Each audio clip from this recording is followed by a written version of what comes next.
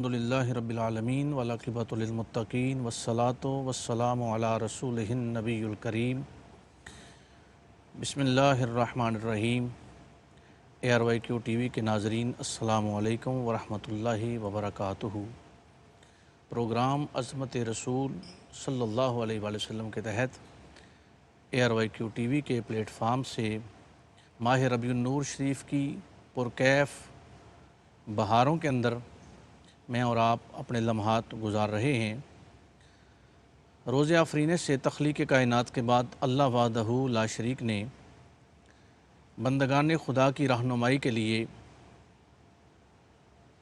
گمراہی، جہالت اور ضلالت میں کے گٹا ٹوپ اندھیروں میں ڈوبے ہوئے لوگوں کو توحید کے ساتھ وابستہ کرنے کے لیے، اللہ رب العزت کے حضور جھکنے کے لیے، عبادت کے لیے، بندگی کے لیے لوگوں کو وحدہ لا شریک کی الوہیت اور صمدیت کا درس دینے کے لیے سلسلہ رسالت کا اجرا فرمایا۔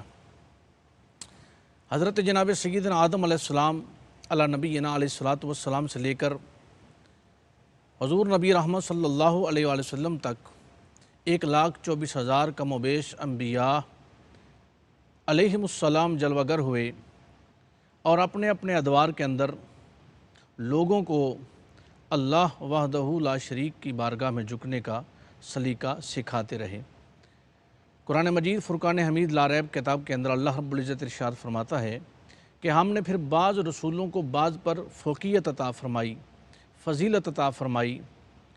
انبیاء پر پھر 313 رسولوں کو فضیلت اللہ نے عطا فرما دی، پھر 4 رسولوں کو فضیلت عطا فرما دی، اور پھر سب سے بڑھ کر ہمارے آقا و مولا سید الاولین والآخرین، مفخر موجودات، باعث تخلیق کائنات، جان کائنات، جانان کائنات، رحمت عالمی آقا نامدار احمد مجتبیٰ حضرت محمد مصطفیٰ صلی اللہ علیہ وآلہ وسلم کو اللہ رب العزت نے یہ فوقیت عطا فرمائی، یہ شان عطا فرمائی، یہ مقام عطا فرمایا کہ تمام انبیاء کو جو نبوت عطا فرمائی، جو رسالت عطا فرمائی، جو اللہ نے عظمت عطا فرمائی، وہ اس بات کا اقرار تھا کہ اللہ رب العزت نے ان سے عہد لیا کہ تم میرے پیارے حبیب حضور سید عالم صلی اللہ علیہ وآلہ وسلم کی جو ہے عظمت کا اقرار کرو تو میں تمہیں نبوتیں عطا فرماؤں گا، میں تمہیں شانیں عطا فرماؤں گا، میں تمہیں رسالتیں عطا فرماؤں گا،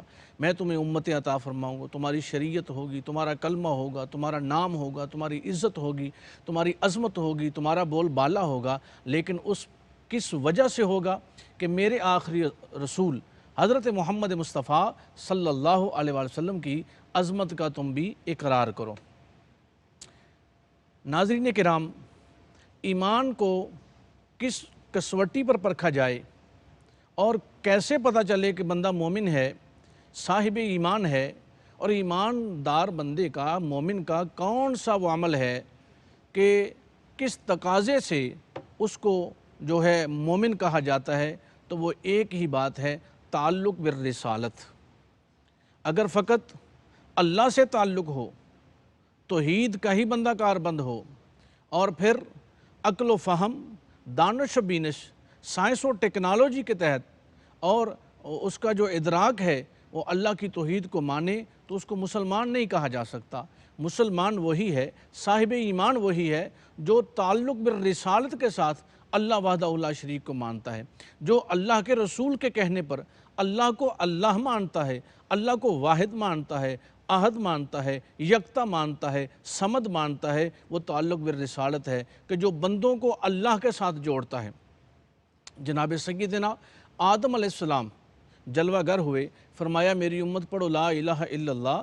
آدم صفی اللہ، امت نے سوال کیا اے پیارے صفی اللہ، اے لا الہ الا اللہ پڑھانے والے، ہمارے دلوں سے زنگ کو اتار کر توحید کا رنگ چڑھانے والے، کیا آپ نے اس واحد و احد کو دیکھا ہے؟ کیا جس کے بارے میں آپ فرما رہے ہیں کہ کوئی اس کے سوا عبادت کے لائق نہیں ہے، کیا آپ نے اس کو دیکھا ہے؟ تو جناب آدم صفی اللہ نے فرمایا کہ میرا کلام، میری سماعت حق الیقین ہے، میں نے جو سنا وہ حق ہے، میں نے دیکھا نہیں، میں نے سنا ہے۔ جناب نوح علیہ السلام نے فرمایا میری امت پڑھو لا الہ الا اللہ نوح نجی اللہ، امت نے سوال کیا اے پیارے نجی اللہ، اے لا الہ الا اللہ پڑھانے والے، کیا آپ نے اس واحد واحد کو دیکھا ہے؟ فرمایا دیکھا نہیں، میں نے سنا ہے۔ جناب داؤد علیہ السلام جلوہ گر ہوئے، اے میری امت پڑھو لا الہ الا اللہ، داؤد خلیفۃ اللہ۔ امت نے سوال کیا اے پیارے خلیفۃ اللہ، کیا آپ نے دیکھا ہے؟ فرمایا دیکھا نہیں، میں نے سنا ہے۔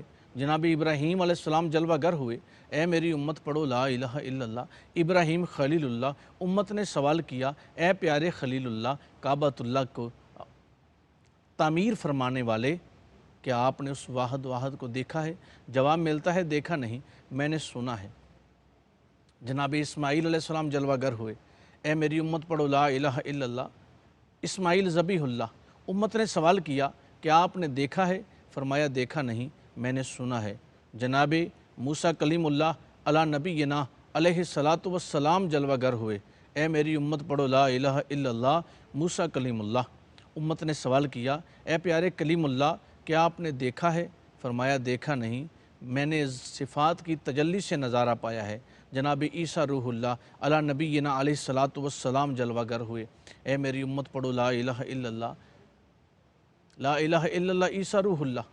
امت نے سوال کیا کہ آپ نے دیکھا ہے؟ فرمایا دیکھا نہیں، میں نے سنا ہے۔ لیکن جب 12 ربیع النور شریف کی صبح صادق، واللیل کی زلفوں والے، والضحیٰ کے مکھڑے والے، یاسین کے سحرے والے، طٰہٰ کی شان والے، علم نشرح کے سینے والے، ید اللہ کے ہاتھوں والے، کریم آقا جناب سیدہ طیبہ طاہرہ عالمہ آمنہ سلام اللہ علیہ کے آنگن میں جلوہ گر ہوئے۔ 40 سال میرے کریم نے اس قوم میں گزار کر پھر فاران کی چوٹی پر کھڑے ہو کر فرمایا اے میری امت پڑھو لا الہ الا اللہ محمد الرسول اللہ۔ تو امت نے سوال کیا اے رحمت للعالمین، اے راحت العاشقین، اے مراد المشتقین، اے شمس العارفین، اے سراج السالکین، اے مصباح المقربین، کیا آپ نے بھی سنا ہے؟ تو کریم نے ارشاد فرمایا سنا نہیں، میں نے دیکھا ہے۔ تو اللہ رب العزت نے تمام جب تک سننے والے نبی آتے رہے تو ان کا سلسلہ چلتا رہا، لیکن اللہ رب العزت نے حضور سید عالم صلی اللہ علیہ وآلہ وسلم کو یہ عظمت عطا فرمائی، یہ شان عطا فرمائی، یہ مقام عطا فرمایا، یہ عرفان عطا فرمایا کہ اللہ رب العزت نے اپنے پیارے حبیب کو وہ مقام عطا فرمایا جو کسی رسول کو عطا نہیں فرمایا۔ ہر نبی، ہر رسول صاحب عظمت، صاحب کمالات، صاحب معجزات، لیکن حضور سید عالم صلی اللہ علیہ وآلہ وسلم سر تپا معجزہ ہیں۔ اور یہ کیسا معجزہ ہے کہ قرآن مجید فرماتا ہے کہ جب حبیب کے چہرے کی بات ہوتی ہے تو خدا فرماتا ہے والضحیٰ، جب حبیب کی زلفوں کا ذکر آئے تو واللیل سے مزین کیا جاتا ہے، جب کریم کے چشمان مقدس کا ذکر آئے تو ما ذاق سے مزین کیا جاتا ہے، جب حبیب کی پیشانی کا ذکر آئے تو یاسین فرمایا جاتا ہے، طٰہٰ فرمایا جاتا ہے، جب حبیب کے سینہ اطہر کا ذکر آئے تو علم نشرح فرمایا جاتا ہے، جب حبیب کے زمانے کا ذکر آئے تو والعصر کہا جاتا ہے، جب حبیب کی خیر کثیر کا ذکر آئے تو انا اعطیناک الکوثر فرمایا جاتا ہے، جب حبیب کی پیشانی کا ذکر آتا ہے تو والفجر فرمایا جاتا ہے، جب حبیب کے قدمین شریفین کا ذکر آئے تو لا اقسم بہذا البلد فرمایا جائے۔ اور ہاں حضرات ناظرین کرام، اللہ رب العزت نے اپنے حبیب کے جسم اطہر میں وہ خوبیاں وطیعت عطا فرمائیں، اور ہر طور پر صورت ہو، سیرت ہو، حضور کا دور مبارک ہو، حضور کی امت ہو، حضور کے غلام ہوں، ہر چیز میں اپنے پیارے حبیب کو کمال عطا فرمایا۔ اور کیسا کمال عطا فرمایا کہ اللہ رب العزت نے ایک ہی آیت مقدسہ کے اندر اپنے حبیب کی 6 صفات بیان فرما دی، اور پھر پورا قرآن مجید اپنے حبیب کی شان اطہر میں اللہ رب العزت نے نازل فرما دیا، اور ہمارے لیے جو کہ خدا تعالیٰ نے فرما دیا کہ یہ ذالک الکتاب لا ریب فیہ ہے، یہ وہ کتاب ہے جس میں کسی قسم کا شک و شبہ نہیں ہے۔ اب یہ کتاب سکھاتی کیا ہے؟ فرمایا یہ میرے حبیب کے آداب بھی سکھائے گی، حبیب کے کمال بھی سکھائے گی، حبیب کی عزت بھی سکھائے گی، حبیب کی عظمت بھی سکھائے گی، حبیب کی نصرت بھی سکھائے گی۔ اور ہاں اللہ رب العزت نے فرمایا یا ایھا النبی انا ارسلناک شاہدا ومبشرا ونذیرا وداعیا الی اللہ باذنہ وسراجا منیرا۔